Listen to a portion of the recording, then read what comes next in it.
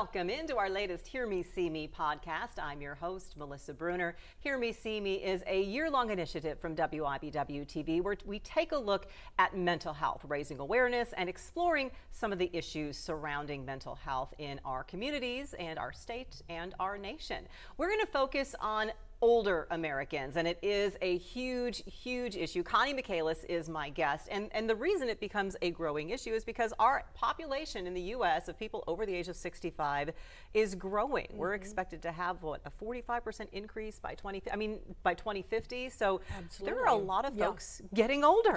That's right, and that's what we want, right, is to get older. It's better than the alternative. Some people are not privileged Exactly. to get old, so that's what we want. And Connie, you have worked with older adults. You've made your career. You worked at a local retirement village, retirement community. I hate to call them nursing homes, right? No, because it's we so don't. much more than that these days. Exactly. And you have written a book on sharing your advice for healthy aging. May I ask your age? My age is 76. 76 years young. Yes, yes. And I'm very proud of it. And when we see those ads and things where people say, and it's a secret, I go, you know, who are we fooling? We ought to be celebrating age every day. Absolutely. What are the challenges, though, when it comes to aging? Because when we speak mental health, we all have brains, we all have minds. We all have mental health to worry about and to be concerned about. But I imagine through the course of your career, you must have learned some unique challenges that confront us as we get older that can impact our mental health. Yeah.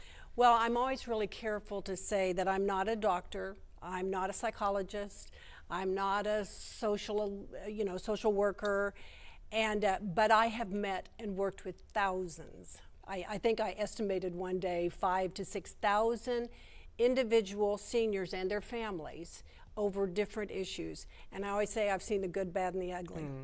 And sometimes I'm inspired by those who are not doing it well in my own life to decide how I want to age in a healthy, successful way. And I think one of the biggest problems we have as we age is getting stuck. And by that I mean change is hard. Right. And but as we get older, we have to face lots of it. And we may not be prepared to do that mentally. And so we stay where we are, do what we've been doing, and it's not working anymore.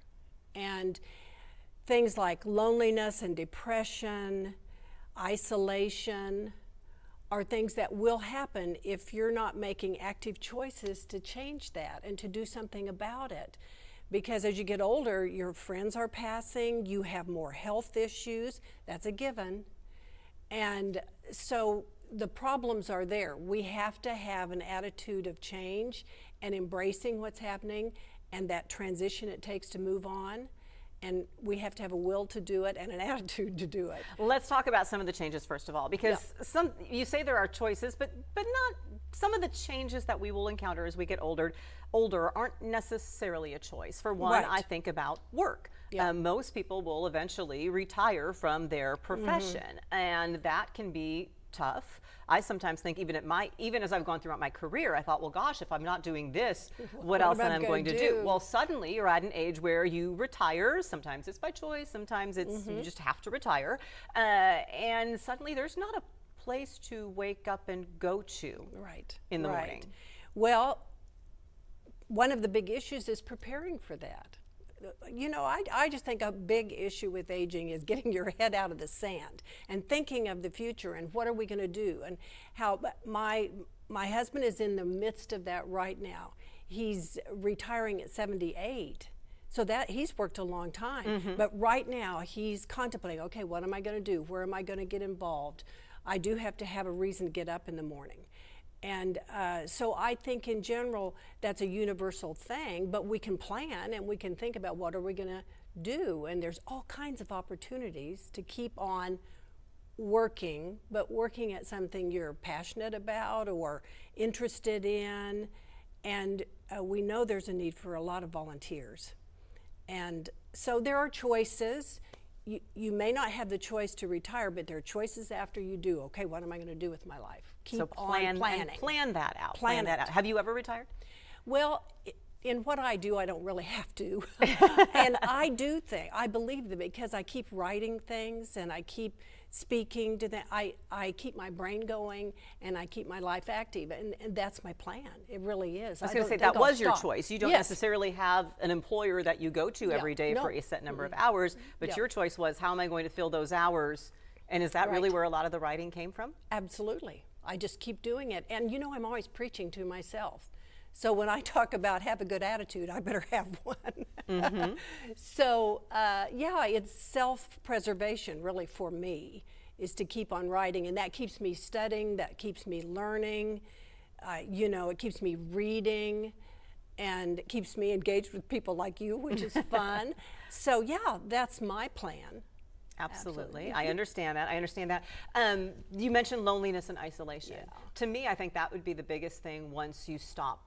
Because part of the workplace is, and we had done one of our reporters did a story regarding how more workplaces are developing mental health programs and focusing on that for their employees. And a local CEO had said at one point that when there's talk about should we let everybody remote work, and our boss here has even said, you spend more time with the people that you work with, waking hours, probably than your own family, because most of the time you're at home.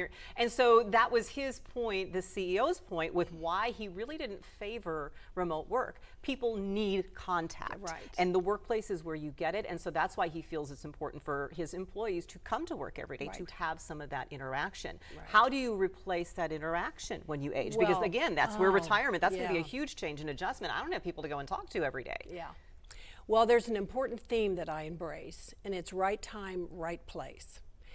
And as we age, at what time in our lives do we make sure that we have the social engagement that we need and want? Need, emphasis on need. Mm-hmm. And so if you're living in a 5-bedroom home and you no longer have any children at home, and you're occupying a large space in a neighborhood where maybe everybody's going to work every day and maybe you're just alone in that place, maybe it's time to think of a neighborhood where maybe more of your peers would live. Now, it could be a senior community, but it could be any kind of neighborhood where there's social activity and engagement for a group of people. And we see that in 55-plus communities. You see it springing up everywhere because it's a need. But being in the right place at an older age, gives you the opportunity to stay active and stay involved. And you have to seriously consider in your life, are you in the right place? Is this the right time for me to be in the place I am? And I think that kind of planning, again, goes a long way, especially if you're a solo ager, which means widow, widower, or just a single person. There are a lot of people that don't have large families or any children. Now, they especially need to plan about where they're going to be so that they have the socialization that everyone needs. You're lucky if you have a big family and they see you all the time and you live next door, but that's not very common anymore. The kids live in California, right? So right place, right time is a theme that I think helps us address where we are in our lives. How did you see that concept of place evolve over the course of your career? Like you say, we don't use the term nursing home anymore because it's so much beyond that. But how did you see that evolve? Well, I think originally, when we think of the history of nursing homes, it was a healthcare system. That's why they look like hospitals, is because they were developed from hospitals. And so the growth of that to now a place to go, retire, and have fun with your peers. And, happy hours and social engagements and, Margaritaville. Right. I met many young kids, adult children of the seniors who said, well, when can I move in? Because of all the activity and the hobbies and the exercise classes right at your fingertips. Well, that is the way of the future. No more nursing homes or old folks' homes. They're places where people choose to go and have chapters of their life that are still active, engaged, having fun. And honestly, we know that at some time we may need health care. But if you live in a place where that's available, that makes it nice. And I know there's lots of home health agencies. All of these trends are to allow people to stay active and either in their own home or a home of choice. You know, when we talk about aging in place, well, what place? Okay, that 5-bedroom home you raised your family in? Maybe not. Maybe someplace smaller, maybe someplace more convenient. So I think we'll see all those trends continue to grow. These baby boomers, millions of us, are not going to go for the old nursing home idea. Right. Not. And that's why this becomes an issue. We'll get back to the healthcare thing and, Yes. and how that plays in Yes. as well. But that's why this is such a big issue and why Right. I wanted you to come on and talk those numbers that I mentioned about how we are an aging population.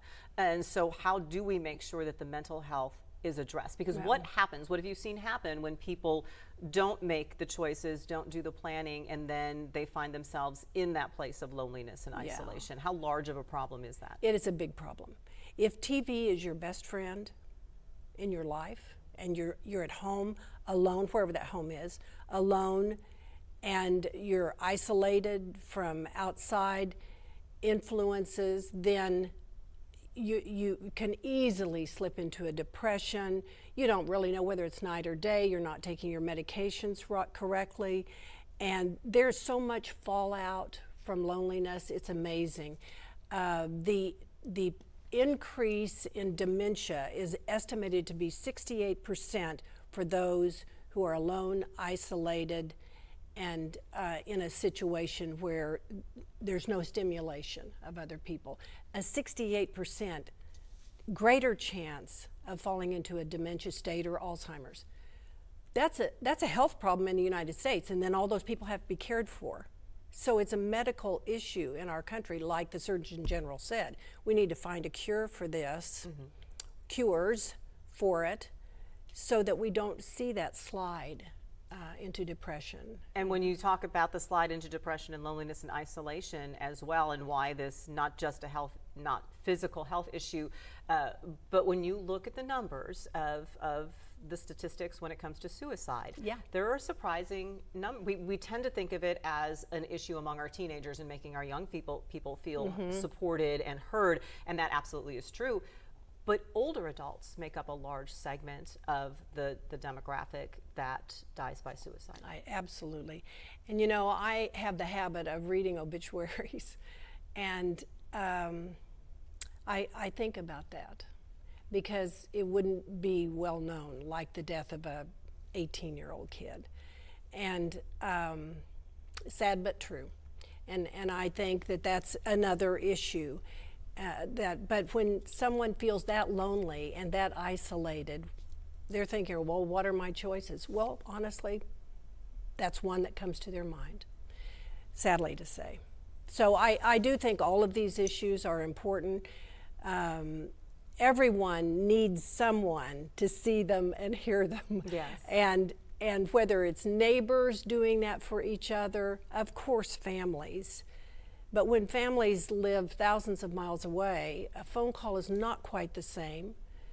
But I've seen that. Now, working in a community as I did for all those years and still involved in community life through other businesses, I see that as one answer, a big answer. But the problem is the expense of it and, well, mainly that's it. Right. It is hard when people see a bill like that and then they're like, do I really want to go that route? But there are other things outside of that. So what can all of us as a society do to become friendlier and more welcoming and engaging to our older friends and neighbors? It's just so important. There's nothing really more fun than sitting down with a 90-year-old and having a conversation about their history. It's fascinating. And so intergenerational activities are great. Our culture in general is just not friendly to growing old. And other parts of the world, you gain more status the older you get. Someone's kissing your ring, so to speak. And I think, well, how would you feel if you were growing old in that kind of culture where you were admired and respected because you were an elder? You might be happier and have a better mental attitude to begin with. But our culture, historically, the Western cultures are not that way. We kind of move people to the side, old people to the side. It's all about being younger and vibrant and active. And so I think it's our responsibility. And really, it's a job of pure pleasure once you get into it, is to meet and greet and meet people that are elders, you know, spend time with them, and that can happen so easily if you open your eyes. They're everywhere, you know. And like I said, we have this reputation of grumpy old people, you know, and sometimes it's Get off true. my lawn. Right. So I just think it's important that that people in general keep that in their minds and be sensitive to their older neighbors. Go check on them, you know. It's easier than we think it is. It's a problem that can be solved by human beings, by people. It doesn't take an act of government, and our governments are trying to do something about it, and I'm glad. But it just takes being neighborly. You know, that's what it takes. That's the first step, exactly. Just say hello, give a smile. Yeah. Bring the extra slice of cake across the street. That's good enough. You make a big pot of soup, take a small bowl to your neighbor. Right, Yeah. exactly. Now there is the reality of health issues, though. Yeah, yes. And so you can say, it's easy to say, well, we'll find a place that you're passionate about and go out and volunteer. Then a health issue sets in, and perhaps you can't drive anymore. Right. So what is the reality of health issues? How does that play into the other types of choices, or what other types of choices, alternatives can we seek to keep the interaction and prevent the loneliness if we aren't able to get out and about? Yeah, it's a tough one. And then you have to rely on people coming to see you. Another part of our Western culture is we don't like to ask for help. And I see that over and over again, that resistance. I'm okay, leave me alone. Well, that's a mental attitude that has to change on the part of the older person to be able to accept help and be on the receiving end, maybe for the first time in your life. And I know about health issues. I've had some myself recently, and again, we spend a lot of time going to the doctor. I mean, if people are listening to this that are my age, they're going to start laughing because, my gosh, we've got eye appointments and heart appointments and, you know, whatever else is going on in our lives. It's just everywhere. But again, having a good support team, which includes your medical network of people that take care of you, is so important, but we don't want that to occupy our lives. And I joke about a table of older people, their conversation, 90% of it will be what's happening in their physical bodies. Yeah. They'll be talking about their hip replacements, their knee replacements, they'll be, you know, and it's okay, actually. It's something that we have in common. When we're younger, we talk about our kids and baseball games and all of that, so why not? But we don't want to always be focusing on our bodies and how they may be failing us. But in terms of getting isolated because of it, it's just an extra battle, you know. But part of that is having that attitude that I'm going to get better, and that I'll be able to do the things that I want to do. I worked for years in hospice. Okay, I worked with several different companies in hospice, and even the last 6 months of your life should be a good 6 months if you have a group of people that are around you that are supporting you, and that you get to really choose what you want to do then. Anything that you can do. You know, that's the attitude towards the end. Well, graduating up to that, as we run into that, I mean, our destiny is a shared destiny. We're all going to pass out of this world, but we can keep living till the end. The sad thing, I think Norman Cousins said, the sad thing isn't that people are dying, it's that they're not living while they're alive. So having that kind of attitude that I'll keep on choosing, I'll keep on loving my friends and family, I'll keep being open and embrace life, that's my job. I'm responsible to have that attitude, and each individual can choose that. I like what you said too, though, about realizing that sometimes you need to ask for help. Yeah. So there are transportation services. Right. Maybe it might be more of a challenge in rural areas, but there are people who can provide transportation services. That perhaps is one of those things that they examine when they talk about. There are groups underway that are working together to form a plan for an aging-friendly state, if you will. I'm not sure that's exactly what they're calling it, but it's along those lines. Transportation is one of the issues they're taking a look at, because if an older adult says, well, I'd like to get involved in XYZ, I just don't have a way to get there. So how can they get there? How can we help bridge that gap so that they're able to do it? You know, that gap will take care of itself in a few years. And the reason I say that is I have an 87-year-old sister, adore her. She's just one of my mentors. But she doesn't know how to use Uber. I resisted it. Yeah. Not too long ago. She has an iPhone, and she's kind of used to that.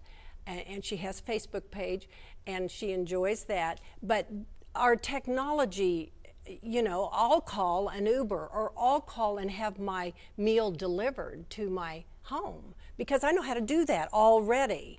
And so we have a generation gap here where an older generation has not learned or is not able or hasn't taken on the technology. Now some have, but many have not, and then those of us who are coming up behind are all savvy on this stuff. And so that's going to really solve some problems, even of isolation.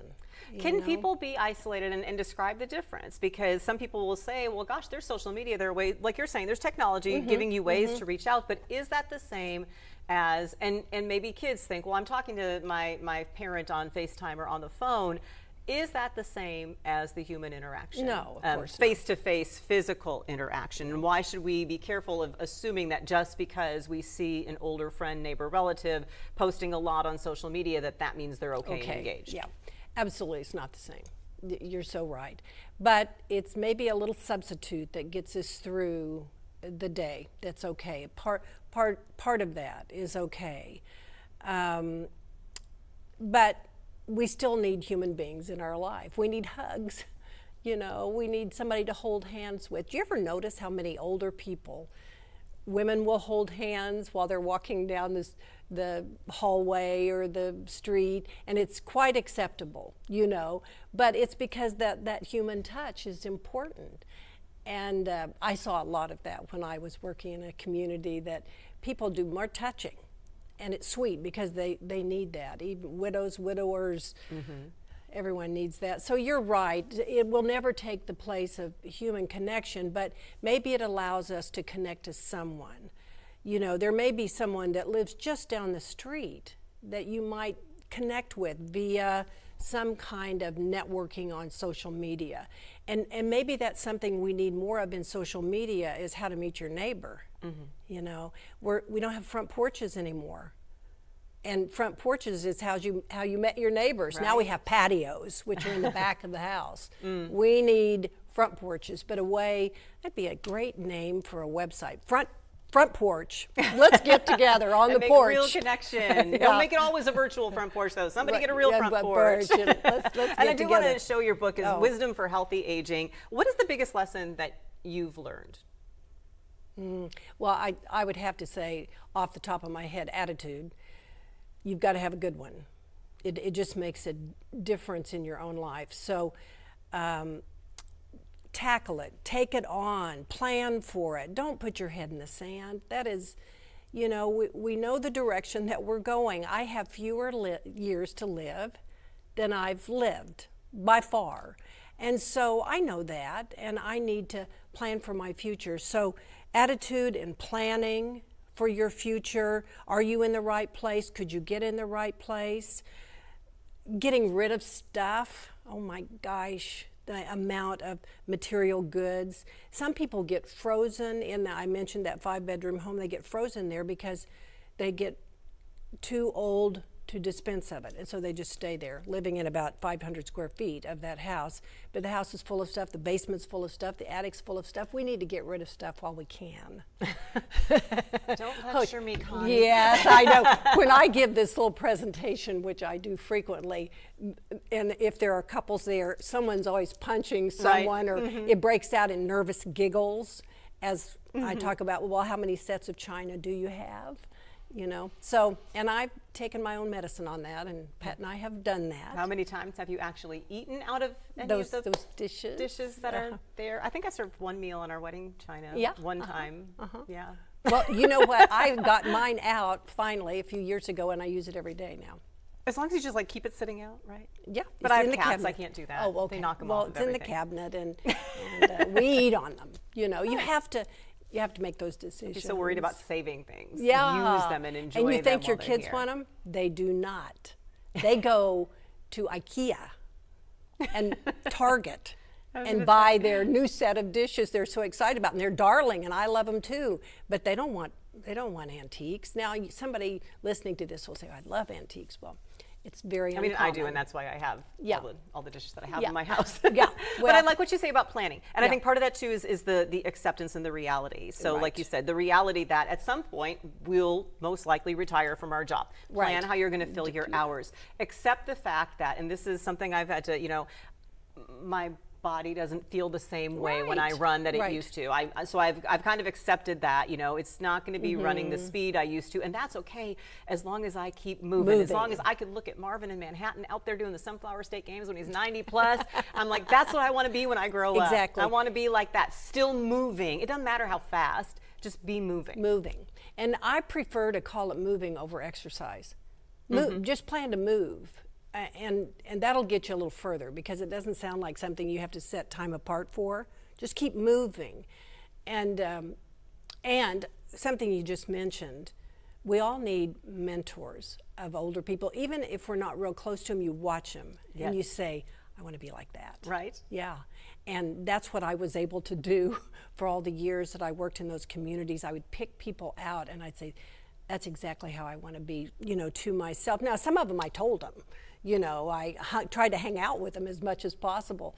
But then there are others you think, you've inspired me not to be the way you are.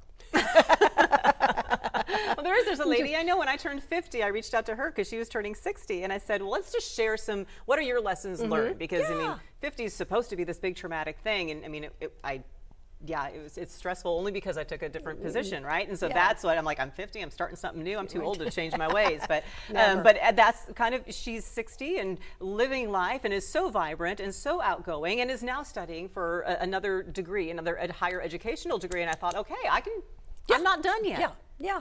And I think that's part of the attitude. You're never done. Right, never. There's always something you can do. And if anyone says, I'm too old to do that, I just have to say, hold it, you're not too old. And now if I say to someone, I'm going to run a marathon, it wouldn't be that I could not do that. I don't want to do that. And that's okay too.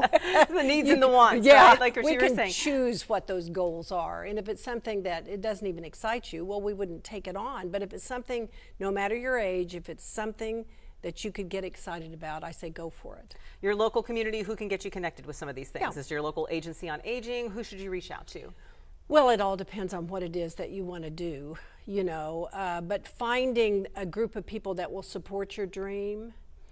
I had a gentleman reach out to me via email that was looking for a job, and he wanted to work 20 hours a week, and he said, I'm really good at what I do, and he listed, it was like a resume. I was so impressed, and sort of at the end, he said, my only problem is people reject me because I'm 92.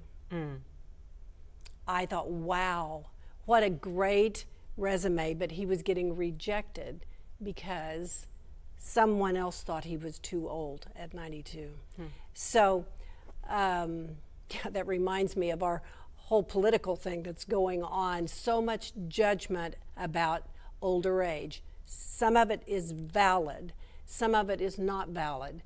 And I sort of have this different attitude about what it means to be a certain age, but it's more well, it's just a hot topic right Yes. now, but something Look for beyond all, the number and figure out what's the going person, on. yeah, beyond that. yeah, because we're all individuals, that's for sure. We are. Yeah. Well, I love hearing from you and your attitude and the choices that we all can make to be more positive, and reach out to your older friends and neighbors, say hello, Please just do. smile to Yeah. them. Have these conversations perhaps with your own parents if they're nearing retirement, and how you think they will be able to stay involved and the life changes that they have experienced. Maybe they lost a spouse. Make sure they're staying connected, whether it be with you or with someone that you know has been a friend through the years. In fact, it can be time to build and regain some of those connections from years past. Connie, thank you so very much. And it's so important that everybody knows, no matter your age or where you are in life, we hear you and we see you. You can go to WIBW.com/hearmesee me. Some of these aging resources are right there on that list as well. Thanks for joining us.